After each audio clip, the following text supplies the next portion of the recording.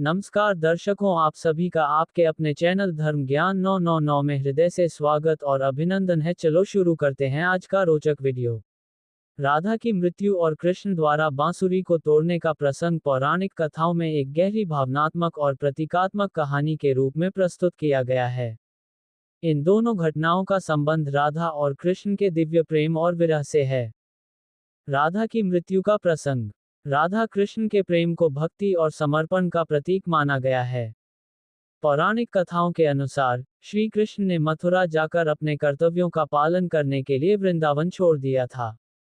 इस कारण राधा और अन्य गोपियां कृष्ण के बिना व्याकुल रहने लगीं। कृष्ण से अलग होने के कारण राधा का जीवन एक प्रकार से विरह में ही बीतने लगा। कुछ मान्यताओं के अनुसार जब राधा वृद्ध अवस्था में थी, तब उन्हें श्री कृष्ण से पुनः मिलन का आह्वान हुआ। वह वृंदावन में कदम के वृक्ष के नीचे कृष्ण से मिलने आई, जहां दोनों ने अपने प्रेम को पुनः अनुभव किया। उस अंतिम मिलन के बाद राधा ने श्री कृष्ण से ही यह आग्रह किया कि वे उनके शरीर को त्याग दें।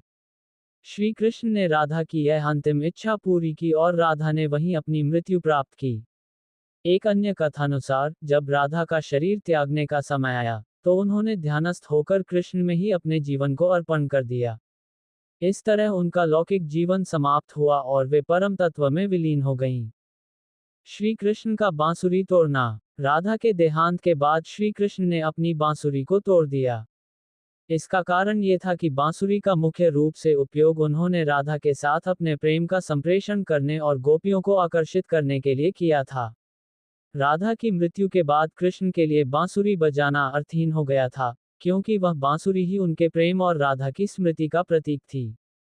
राधा के बिना वह संगीत भी अधूरा था, जो कृष्ण ने अपने बांसुरी में बसाया था।